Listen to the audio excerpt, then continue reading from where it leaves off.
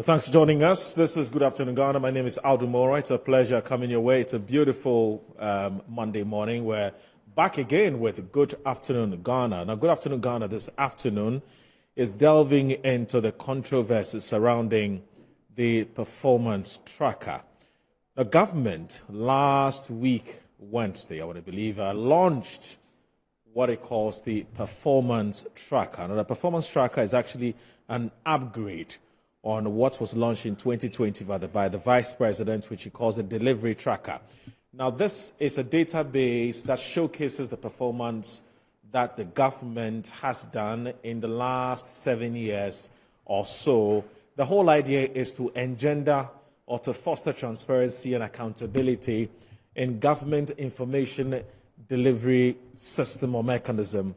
But what has happened since this system or since this app or this infrastructure was launched, it's come up with all kinds of controversy that's been shrouded in it, because it has been replete and fraught with projects that are either non-existent or are uncompleted, and yet they have been reported in this performance tracker has been completed. 67 of them is what we're talking about. The government says it acknowledges that there's a problem and it has fixed it. But should we allow sleeping dogs to lie, or we still have legitimate questions to ask?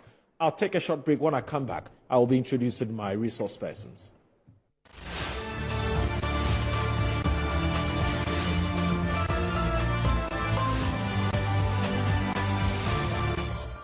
All right, welcome back. This is Good Afternoon Ghana. My name is Aldo Moro. This afternoon, we're going to be jumping in as far as this controversy, the huge controversy surrounding the performance tracker, which has been unveiled by the government of the day. And as I did indicate, the performance tracker is actually meant to showcase the performance of government through a database that you and I can actually go in there and, access.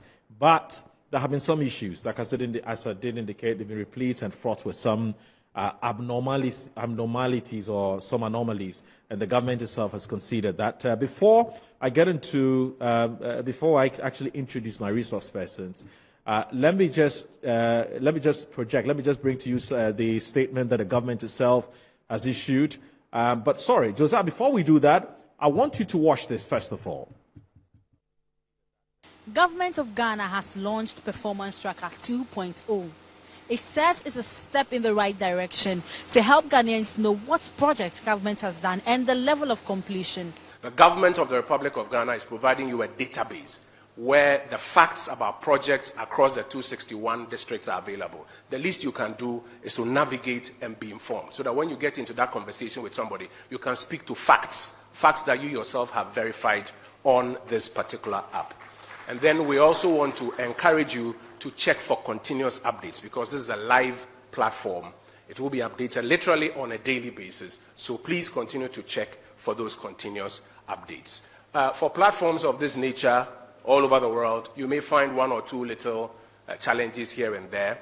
Shortly, we will open up a feedback window so that you can give us that feedback. And then where corrections need to be made, those corrections can be made. People ask questions, what did you do with our monies? The taxes that you collect, what did you do with it? This is the period of accountability that people should know everywhere around the country. That I'm in my village, but I know that something big has been done in Sriponi, which is about 2,000-3,000 miles away. And when that happens, it means we fulfill the accountability bit of it. So it's a great day for Ghana. Now, Information Minister Haja Fati also says Government Performance Tracker 2.0 will enlighten Ghanaians on what project government has done, and it's prone to fact check.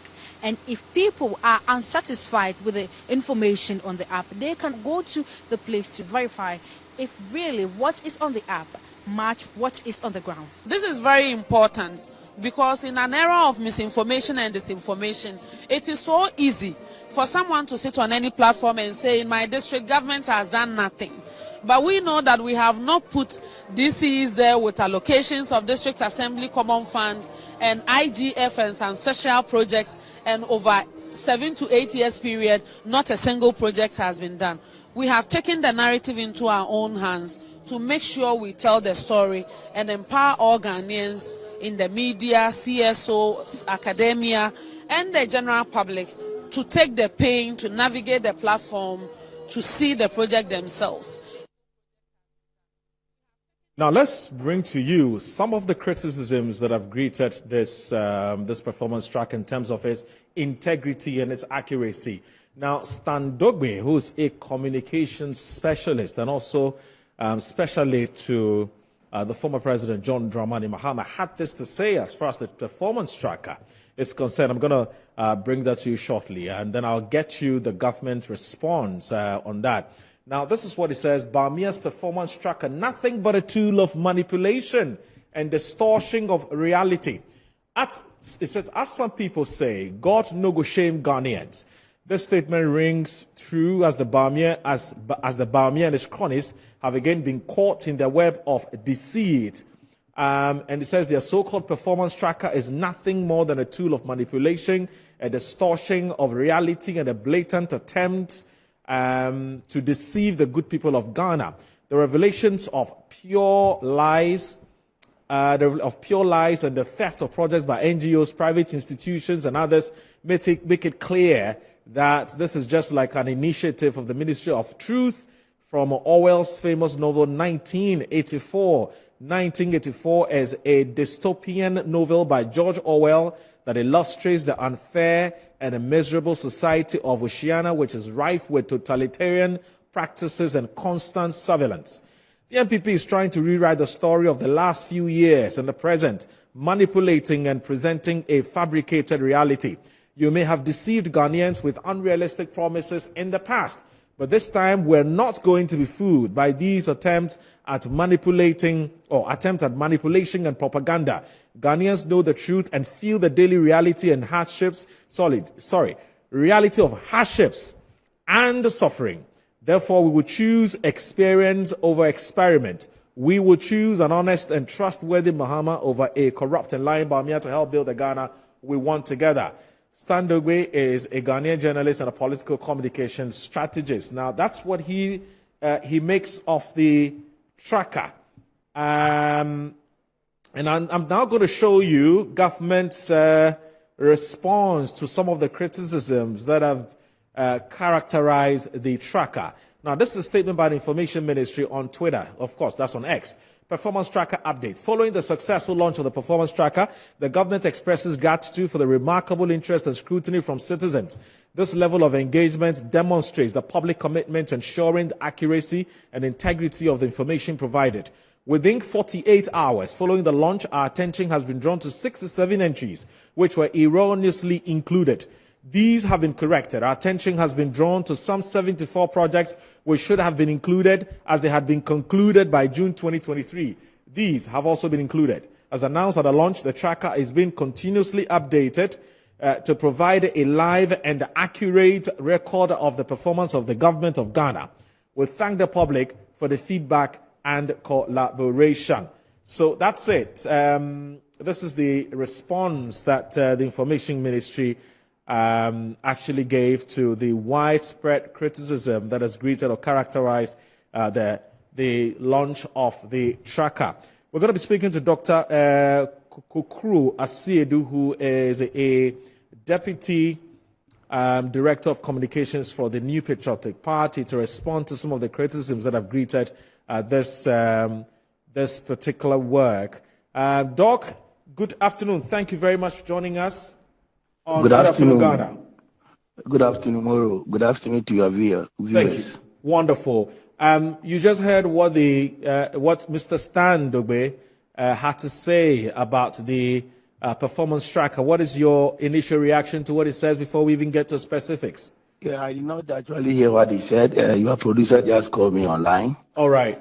So, all right. So, Josiah, why don't you bring back the Standogwe statement? Let me read it to him so that we can get his reaction on it before we get into specifics. And then also get to Dr. John Osai-Kwapong, who is a political scientist and a fellow of CDD Ghana. Mr. Kofi Adams is the member of parliament for Buim constituency and also a member of the Public Accounts Committee. Will also be joining us shortly. But let me just read what Standogwe had to author as far as this is concerned. Now, Josiah, can you please put it up again? It says, Bawumia performance tracker, nothing but a tool of manipulation and distortion of reality. And it says, as some people say, God no go shame Ghanaians. This statement rings true as the Bawumia and his cronies have again been caught in their web of deceit. Their so-called performance tracker is nothing more than a tool of manipulation, a distortion of reality, and a blatant attempt to deceive the good people of Ghana. The revelations of pure lies and the theft of projects by NGOs, private institutions, and others make it clear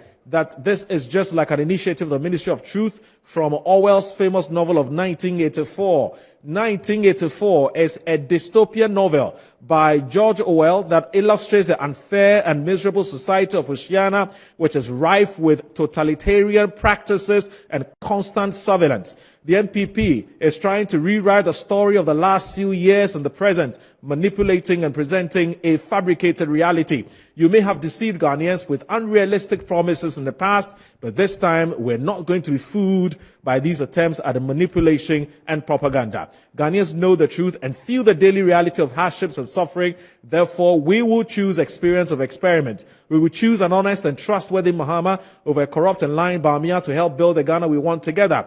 That's from Standogwe, a Ghanaian journalist, political communications. What is your immediate reaction to this before we get into specifics, sir? I think that this is just a verbal diarrhea. He doesn't talk about anything. The content of the performance tracker is there. People have checked it. The evidence is there. He has just put grammar words together. Away from this, the deception in the app, the performance tracker. There's no deception. All the projects that are there, you can see it, is there, and is visual. Some of them are physical infrastructure, some are soft technology. You are feeling it.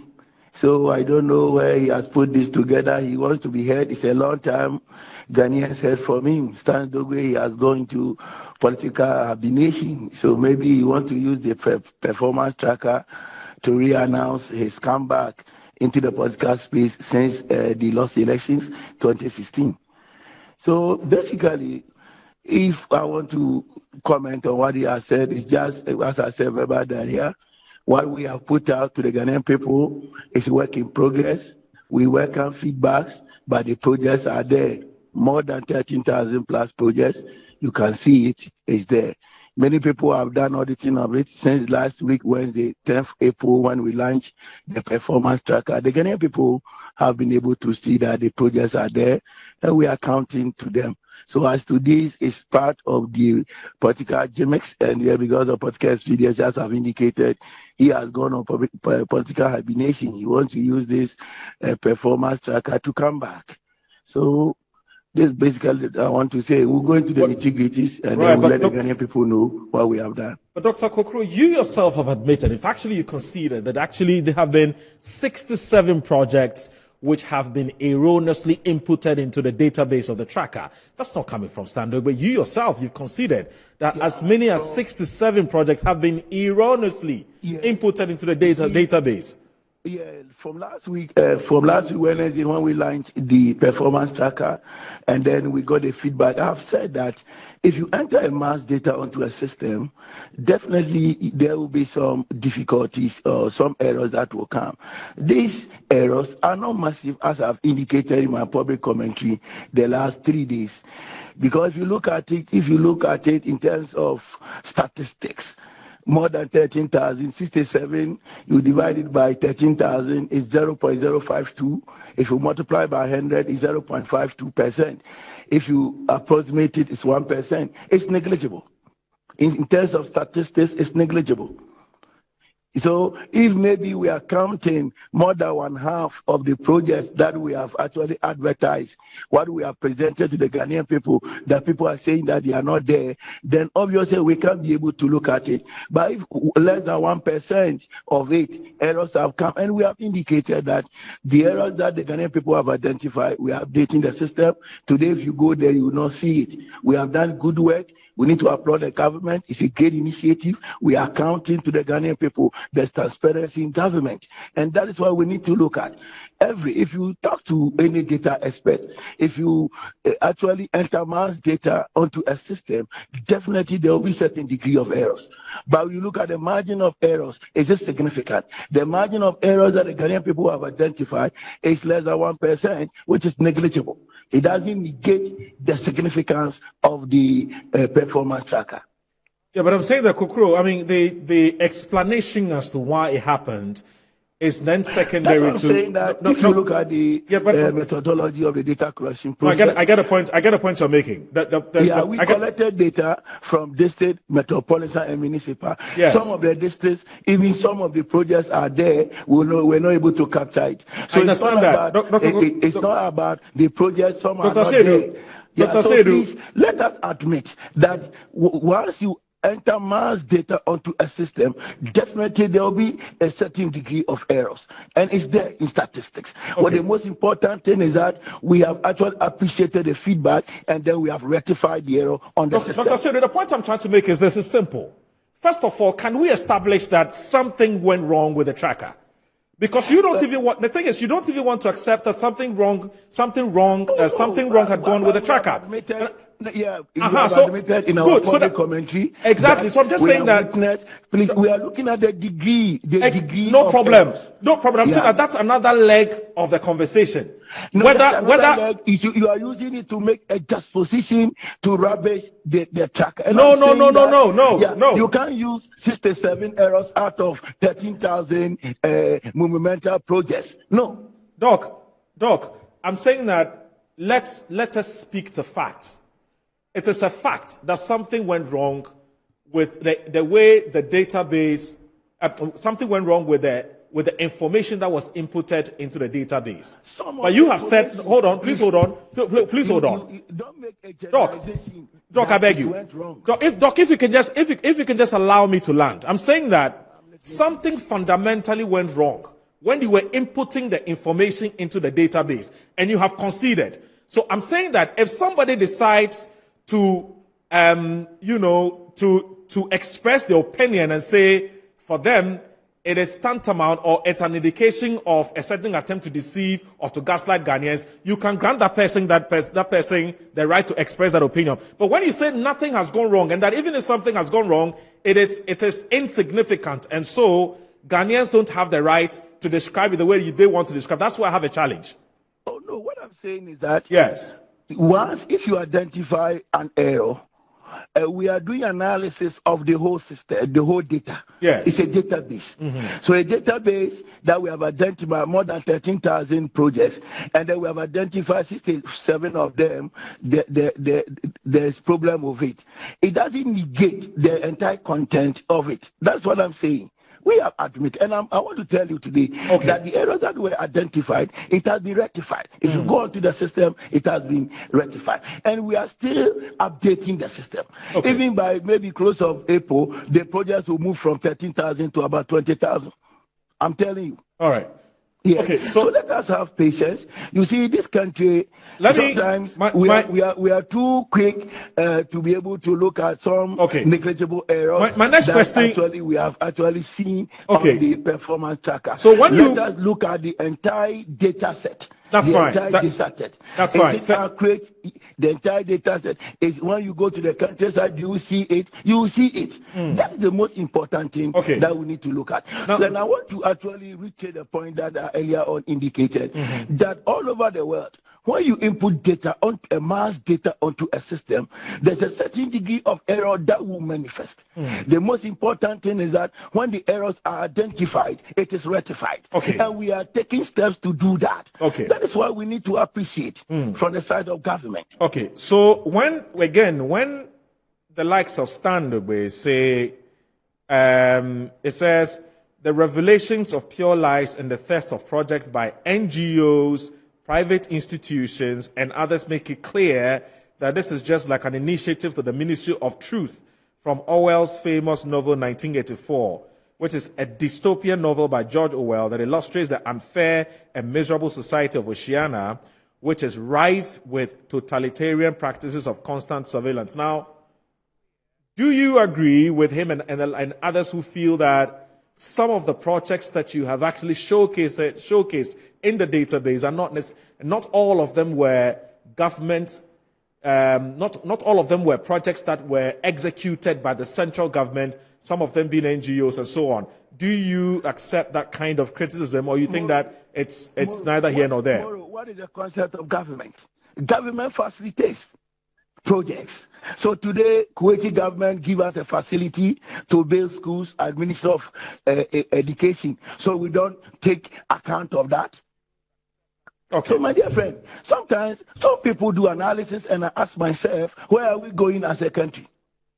If you do project, a government takes in charge of everything in the country. Okay. So donor partners, NGOs will do projects and the rest. After that, government facilitates and government takes control. Many of the NGOs have built schools, and after that, government will take control to pay the teachers and the rest.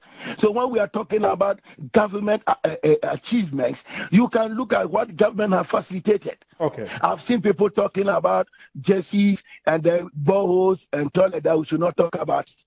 People have done needs assessment at the community-based level. They have informed the additional assemblies that they need community toilets, they need boreholes. They're through the local government. They have done it, and we are accounting to the Ghanaian people. Okay. People said that we should not talk about it. All right, we should that's talk fine. about big projects. Okay, so let me. So I don't understand this country. All right. So please let us avert our minds to it. Government facilitates projects. Okay. And so when we are talking about government achievements, you need to include that. Okay. You need to include that. It's not basically looking at the large secondary school that we have built, universities alone. No, okay. Government is local and central government. Okay. Let me go to Dr. John Osai-Kwapo whilst we're waiting for Kofi Adams. Kofi Adams may either join us in the studio or we may speak to him via Zoom, depending on what the situation is. Now, Dr. John Osai-Kwapo, I don't know where you stand on this. Now, you've heard a government spokesperson justifying a situation where, projects that have been executed by NGOs and and other CSOs and so on, all of these projects have been included into the performance tracker. And he says that for as long as government facilitates these projects, government has every right to project them as theirs, as part of the deliverables. Where do you stand on this? Well, good afternoon, Mauro. That is debatable. But depending on what the government facilitation looked like. So, for example, let's say if an NGO, constructed a borehole, pump or to provide water to a small community somewhere, and let's say whatever it costs, right, that the maybe government split the cost with the NGO or something. It all depends on what the government's input was to a given activity undertaken by a non-government entity. Then you can make the case that, sure, if government had a hand in it, in ensuring the completion of it, then you want to, capture that as part of your performance, tracker. But typically, I think what individuals are looking for is the things that were wholly borne by government, and there are legitimate instances where it's not everything that government would be the one that does it 100%. Definitely, there will be others in the public provision value chain who would also contribute in completing certain projects. So I can see why some of those things would be captured, but I think you would have to look at them on a case-by-case basis to figure out exactly what role central government played in it. Let's talk about the errors that have been that we have detected, in the performance tracker, and the government's excuse or the government's explanation that it's a human institution; these things are meant to happen. Is that acceptable? In principle, right, it's understandable. So in my line of work, I'm engaged in work that is called institutional effectiveness. And one of the things that my office is charged with is tracking key or core indicators of institutional effectiveness, right? And we do that using dashboards. And so these are, indicators, data that we capture through dashboards that, the president and his cabinet, our deans, and I'm talking about my work with universities, deans, the provosts, department chairs, et cetera, go to those things, to look at how well we're doing, to pull data, et cetera. And yes, once in a while, someone might detect that, for example, you are reporting 1,000 enrolled students as an example, when maybe the official census data showed that we had 998 students. It's just off by 2. But what I've also noticed in this line of work is that errors, errors create a situation whereby people start wondering the extent to which they can't believe in the data and in the information that you share with them, right? So you try as much as possible to reduce the incidence of errors to almost nothing. And yes, we are human beings, and yes, once in a while, there will be error, when you're dealing with, massive amounts of data. But the thing that we also always look out for is to ensure that those errors are one-offs, because at the end of the day, the integrity and the quality of the information that you're sharing is key. For the performance tracker, I think yes, Dr. Siedu talks about the fact that, if in the grand scheme of things, 67 projects out of, I think is it 133,000 projects or something to that effect, statistically may be, quote unquote, insignificant. But when you also put it within the context of governance, and particularly within the context of our politics, where we have very sharpened partisan edges, the last thing you want to do is to create the impression in the minds of citizens that you are reporting something inaccurate, right? Even if it is one thing that is inaccurate, you can just imagine what it does to the extent to which citizens end up believing the things that you share. So yes, it could be just 67 projects, but for me, the cautionary tale in all of this is that when issues of trust, believability, and integrity are at stake, you try your very best to reduce human error to the barest minimum.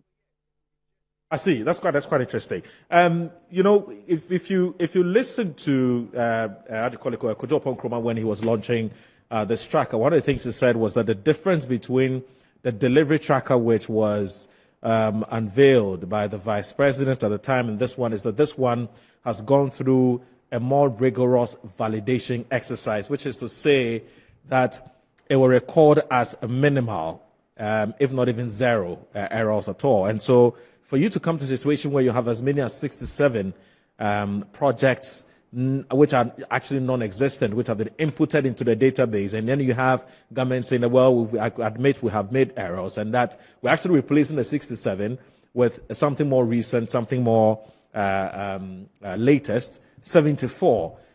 I don't know how does that leave government in terms of its own credibility in the eyes of the electorate or the voters. Yeah, and precisely, right. So hopefully the lesson for government is whoever is in charge, or whoever whatever persons are in charge of the performance tracker and ensuring that it is updated, etc., that they put in extra quality assurance checks, data validation checks, especially when we also live in an era where some of these things are easily verifiable.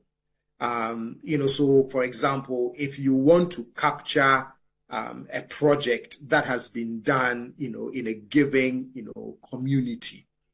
It's very easy for someone to go there. I mean, if you report it as, let's say, completed, and God forbid it is not, it is very easy for someone to go there in this era of, information sharing, smartphones, etc., to go there and capture the state of that which you're trying to share. So I'm just, cautioning that, again, because issues of trust, are at stake, to ensure that you are reporting to the citizens accurate information that can be believed. You want to make sure that your data validation, your quality assurance processes are airtight, because you would end up in a situation where the 100,000 correctly reported projects don't become the focus of the conversation, right? What you end up in a situation where the 67 incorrectly reported projects become, the focus of the conversation, and that is not what you want. I believe that the government's motivation for doing this is to showcase to Ghanaians that it is using the country's resources, to address our social, economic, needs, etc. So you don't want the focus to be about the incorrect reporting of things you have done. You want the focus of the conversation to be about progress that is being made. That is why, for me, you have to try as much as possible to make sure that the information provided is really, really airtight. I see. I'll come back to you, Dr. John Osakwa, for your general impressions about the Performance Tracker 2.0. I don't know whether you've been to the website, whether you've downloaded the app, to tell us how, as a customer, as a consumer of the information, what the experience has been like. I'm going to get your general thoughts on that when I come back to you. But Dr. Kokoro Osedu, I've heard some people say that, again, in the spirit of transparency and accountability, let's start, attaching the cost of executing some of these projects and even the source of the funding. Do you think it's a legitimate call? It's a good call, something that government will be welcoming? Oh, thank you. I think that when we launched the Performance Tracker on Wednesday, many journalists that have interviewed me have come out of that. But I believe that the data source, they have done that. The ministry, if you go to the Performance Tracker, everything, we have status source of the information. If you go to the ministry level, or they have entity tender committees, the project's tender takes place, documents are documented about it. So we believe that if you want to trace, if there's a given project on the Performance Tracker, and then you want to do proper value for money audit, if you go to the ministry, you'll be able to get the data. Yeah, if it's a sole source or a competitive tendering, you'll see. But it's a good suggestion, by and large, as we are deepening our democracy going forward in the near future, we'll be able to bring the project cost funding agency and the rest. It's good that we are getting that feedback. So in the near future, we incorporate it into the algorithm that establishes the Performance Tracker. But I'm very happy that we are getting good feedback from the Ghanaian people. And it's good, as Dr. Osa indicated, let us focus on the majority of the projects that is there. The errors it has occasioned, but it's not significant. So let us focus on it. It's good. But what we need to look at, Moro, is that this country, accountability is good. We are accounting, and then we need to also look at cost. But it's like every time government come out of achievements, we will not look at what we have achieved, but we are looking at cost. But we have public procurement authority in Ghana. If people think that certain contractual agreements did not go through the needed process, they can go to the ministries to inquire. We have right of information act in Ghana. So let us stay focused on the content of the performance tracker. It's like when we come out with a good innovation, a game changer that will change the narration, people will shift and then they will say, oh, what is the cost of the projects on the performance tracker? Some are saying, yes, it's a misplaced priority. The same people are calling on government to account. When one government account to the good people, they say, oh, it's not a priority. Now people are saying that they want to know the cost of the projects. And I'm saying that the performance tracker, every project on the performance tracker, we have indicator source. The source ministry, the source department and agency that is bringing the information. If you need an update about the cost of the project, I think that the various contractual processes have taken place there, and based upon that the projects were executed. So once the projects have been executed and then you want to do value for money audit, then the agency will be able to give you how contracts were awarded and the projects were executed by the contractors. So it's a good call, so that in the near future we can look at, but we should not miss the poll. We should look at what we have done. That is the most important thing. What we have accounted for is authentic, is good. We are deepening our democracy, and I think that, as Dr. talked about his intro, is good, but just that the errors that has actually come on board, given how our political system is so divided, people are shifting the focus to use just 67 out of more than 13,000 to ravage this good initiative from the government. Right. So we should stay focused, especially journalists. The political actors, they will play their game, like Stan Dogue has written this piece I call verbal diarrhea. It doesn't say anything. I was expecting him to be able to catalog what he has gone to the system, and it is not there, that he say is lies. That is what I saying. Yeah, you see, you cannot use outlier errors to rubbish a good work. I understand. I think you've made that point, and you've said it repeatedly. But whilst you're talking, what going through? And I understand you. Doc, I think you. Hello, Doc. Focus on the large part of the content. Yes. You said that. You said that this is about the 10th time you're making this point. That's what I'm saying. You've already said it, and I'm sure that our viewers have heard you loud and clear. But here's the thing, whilst we're talking, I was just thinking, once upon a time when, the NDC, when they were in government, they produced the Green Book. And in that Green Book, they put out the infrastructure projects that he had executed and so on. And I recall at the time that the NPP were very, very insistent on the NDC telling them how much those projects cost. In cases where the cost or the price was actually advertised, the NPP came out to say he had been bloated, and so on and so forth. So I'm not surprised that you're saying that a legitimate call such as, tell us how much this project costs, just put it there. I constructed KVIP is 100 Ghana. Somebody can then go and cross-check. You're saying that, well, that's not what is really important. If you want to know, go to the ministry that executed those projects and go and find out how much they spent on those projects. I'm not saying it's not important. Okay. What I'm saying is that it's a good suggestion. In the near future, it will be incorporated. Yeah, but I just want to avert the minds of Ghanaian people that if still they want to look at the cost, they can go to the source ministry and then they will but Dr. Asiedu, that wasn't the position you held in the past. The position you held in the past was that when you put these projects in the book, attach the cost of these projects to them, so that when somebody picks up the Green Book, they're able to tell how much it costs to do A, B, C, D. I'm saying that it appears to be a shift in position. That's why I'm asking you the question. It's not a shift position, my dear friend. Indeed, what we talked about when we formed government in 2017, some forensic audits that we did, we were vindicated. All right. And there are many forensic audits on projects that we did that we were vindicated that some of the projects we did not get value for money. Well, my dear friend, what I'm saying is there's a good suggestion in the near future. We'll try to be able to indicate source of funding and the cost of the project. I'm saying that even still, you, Moru Audu, yes, sir. if you want to get the cost of the project, goes to the source ministry. You will get it there. It's there.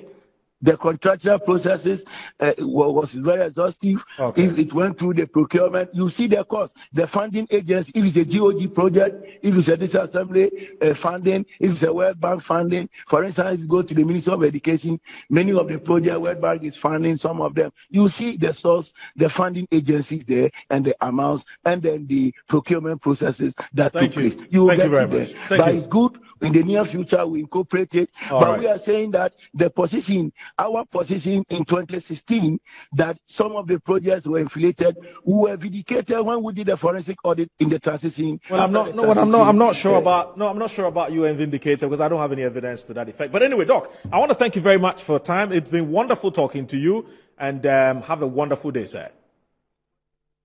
All right, that's Dr. Asiedu Kokro. He's a member of the the MPP's communication. In fact, he's Deputy Director of Communications for the MPP. Kofi Adams is here. He's a member of Parliament for the Buem constituency, also a member of the Public Accounts Committee. He has been monitoring and tracking this tracker, and he has very interesting views to share on this. Honorable, good afternoon. Thank you very much for joining us. It's always a pleasure having you here. Yeah, good afternoon. Us. And I don't know, what are your initial thoughts about this whole talk about the performance tracker and the inconsistency and the lack of accuracy and so on and so on, and also what appears to be lack of integrity, i.e. some projects that the government said had existed, it wasn't there. Some they say had completed, it hadn't even started, and so on and so forth. What are your initial thoughts? Well, Moru, this is a government that have never been candid and truthful to its people. This is a government that has always been very deceptive, and they have succeeded on many, many, many occasions. And so every other time they want to leap on such deceptions. They started from opposition, they lied into government, they came into government, they continued with the lies. Even in the first 100 days, for things they have not done, they talked about it and credited themselves. At the very time that things started getting bad, the very same people began to run away from their own position. The same Dr. Bawumia who stated clearly that when fundamentals are weak, the exchange rate will expose you, no matter the propaganda. Now, with huge weaknesses in the fundamentals and the exchange rate exposing them so badly, he's running away and trying to tell Ghanaians that no, the exchange rate is so bad, it has moved from less than 4 cedi to $1 to now over 14 cedi. The unemployment rate has moved from 8% to 14.7%. The inflation has jumped from 15.4% to over 25% as we have it now. The interest rates has jumped from just about 22% to over 36%, and so on and so forth. You have all these fundamentals there. Cocoa, our major foreign exchange earner, you have dropped it from 960,000 metric tons to a little over 400,000 metric tons. All these fundamentals are exposing you. Fuel that used to sell for 14 cedis per gallon has jumped to what? 60 and 63 cedis in some pump stations. All these fundamentals are clear. But Dr. Bawumia and his team says that no, they don't exist. They are better. His position that he said in opposition should not be applied now. The MPP have lied on many occasions, and Ghanaians have allowed them. Okay. Look, when they launched the delivery tracker... Before you get that, I'll beg you. We have to take a short break. It's just a minute. I will take a short break. This is Good Afternoon, Ghana. The Honourable Member of Parliament is here. Stay tuned in.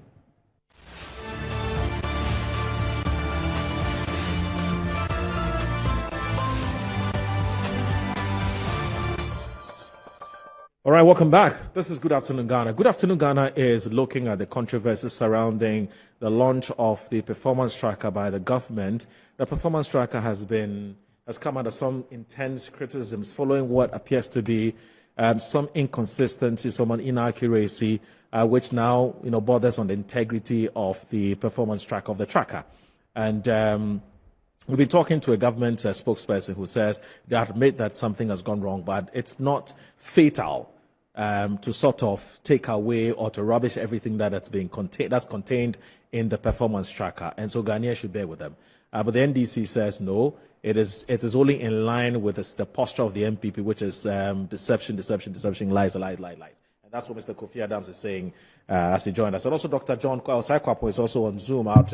When I'm done with Mr. Kofi Adams, Dr. John Osai-Kwapo will give his last take for just a few minutes, and then we'll look at the way forward. Yes, Kofi Adams, you're saying that. So when you think it's deliberate? When they launched the delivery tracker, yes, in 2020, yes, they indicated. Dr. Bawumia said the projects were 17,000 and over. Fact. Then the next day he went for interview on another platform. He said, "Oh, it has jumped to even 18,000." Right. That was what they reported. Right.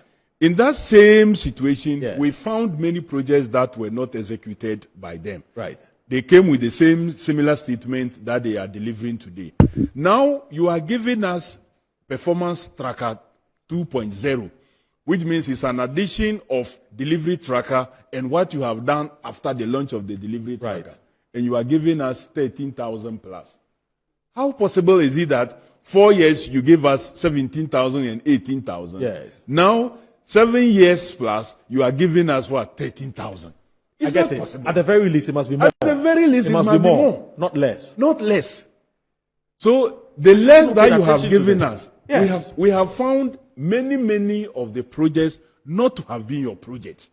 And you know what they have done? Yes. They have just issued a statement that, we have found 60-something. Yeah, 67 items. 67 items. Yes. As you see Which today, have been do you know erroneously inputted into them. do you know the 67? No, we haven't been told. So when you identify any, they will tell you it's part of the 67.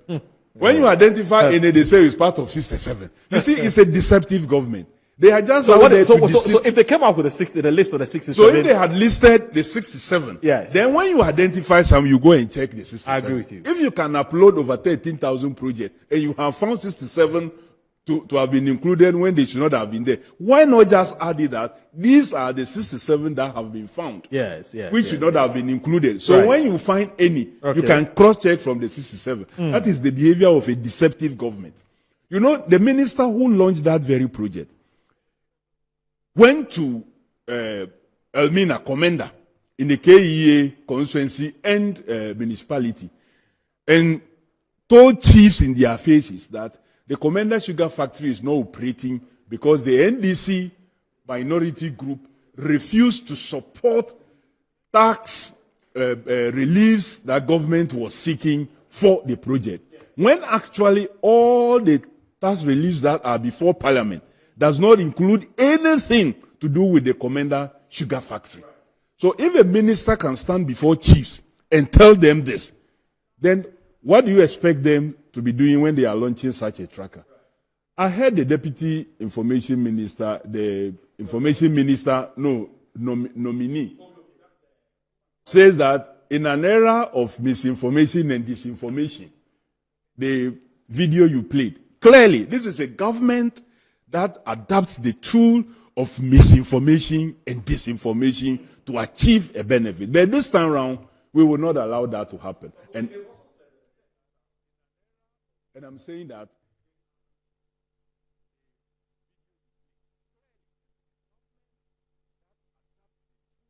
if you are updating, so that should have been the baseline. If your 18,000 was truthful in 2020, that should have been the baseline.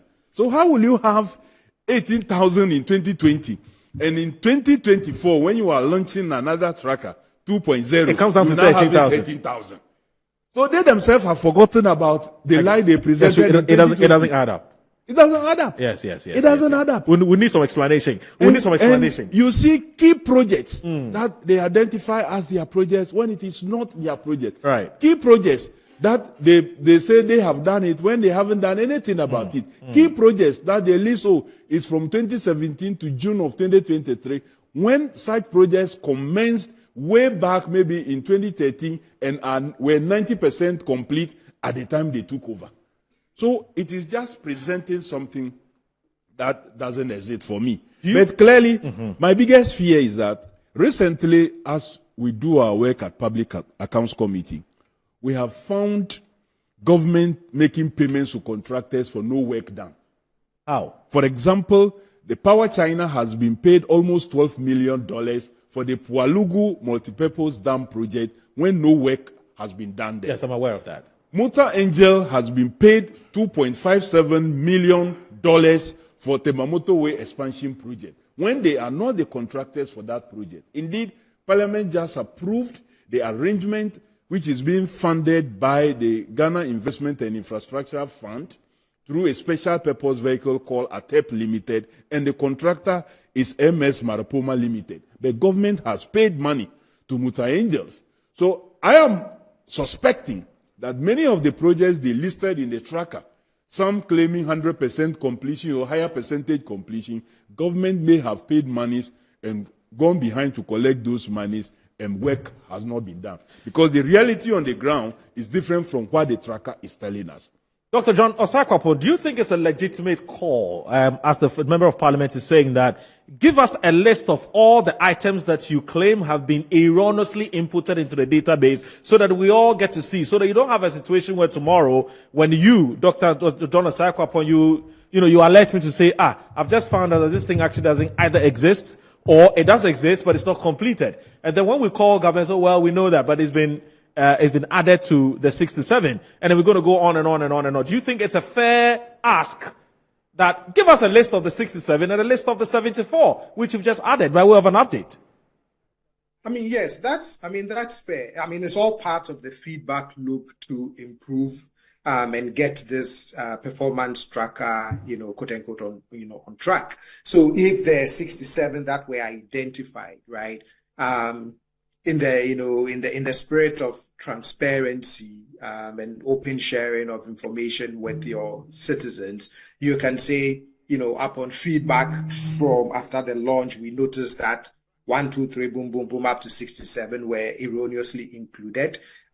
We have addressed them, we've taken care of them, and either they are no longer part of the performance tracker, or we realize that maybe this one, we said it's completed, but it is on the road to complete, something like that. But if the government is using this tool as its key way of communicating with citizens, the fact that it has quote unquote performed well, then I think part of that communication should also be letting citizens know the identified errors and the corrections made to them. Because again, as I said in the beginning, the last thing you want is, errors resulting in a questioning of motive, believability, trust, integrity. You don't want any of all of those things to become part of something that you are trying to positively communicate and connect with your citizens on, which is why for me, even if it's one error, I hope that the government would, take it very seriously. Should we be told also how much each project costs, or you don't think that's necessary? We can go to the ministry or the department or agency and go and do that, as Dr. Asidu Kokro said.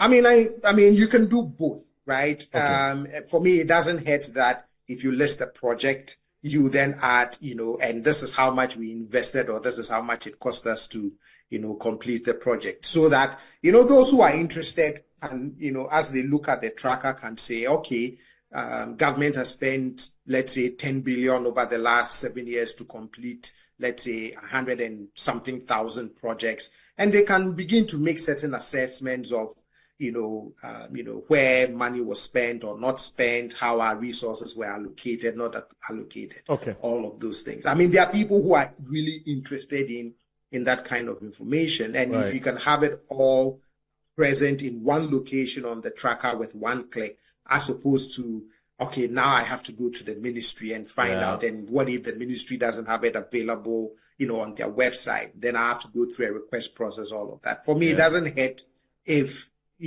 cost information can be attached to these projects. I agree with you, and it also helps with the value for money, the value for money analysis as well. So I get that. Thank you very much for your time. It's been wonderful having you on the show, Kofi. I'll give you the last bite. We have 2 minutes to go. I heard Dr. Asiedu earlier talked about they having checked some projects and claimed that we did not have value for money for That's some true. projects. That's what he said. There's not a single project that they have been able to put out there. Indeed, that, for example, if you looked at the miscellaneous innovation and merit deal activities which resulted in the sacking of Boakye Jarko. Yes. They were rather inflating. So about $800 million. Exactly. Right. So why would you be talking about no value for money? Today, those same Sameri plants, they have relocated 6 of them to the units. 6 units to Kumasi to generate 150 megawatts. What's wrong and with another that? 4 to T3. Do you know the cost of the reallocating that project? 547 million Ghana cedi. You can confirm this? Yes, that's how much they have spent in just relocating. Indeed, some persons put it a bit higher earlier. And when VRA decided to do it, this was how much they spent. But these are a bunch of people who were criticizing the Ameri deal that was done in such a short time for such an amount. Today, it's become our property. You are relocating it and you are changing the name. You won't even call it maybe Ameri Kumasi and Ameri maybe this place. You want to change the name completely and vanish it from the system, present it as if it's a new project that you have done. When we say this is a deceptive government, people say we shouldn't say, look, this time around, the deception will not survive. Okay. We will expose it and expose it right. And Ghanaians will do the right thing, will vote in a new government, a more competent John Dramani Mahama, and we will audit them and they will answer for everything that they did wrong. Thank you so very much for your time. And the Honorable Kofi Adams is the Member of Parliament for Boem and also member of the Public Accounts Committee. My name is Aldo Moro. Also big thanks to Dr. John Asai-Kwap of the CED, Ghana, and also Dr. Kokro Siedu, who is a member of the MPP's Communications team. Have a good afternoon. Bye-bye.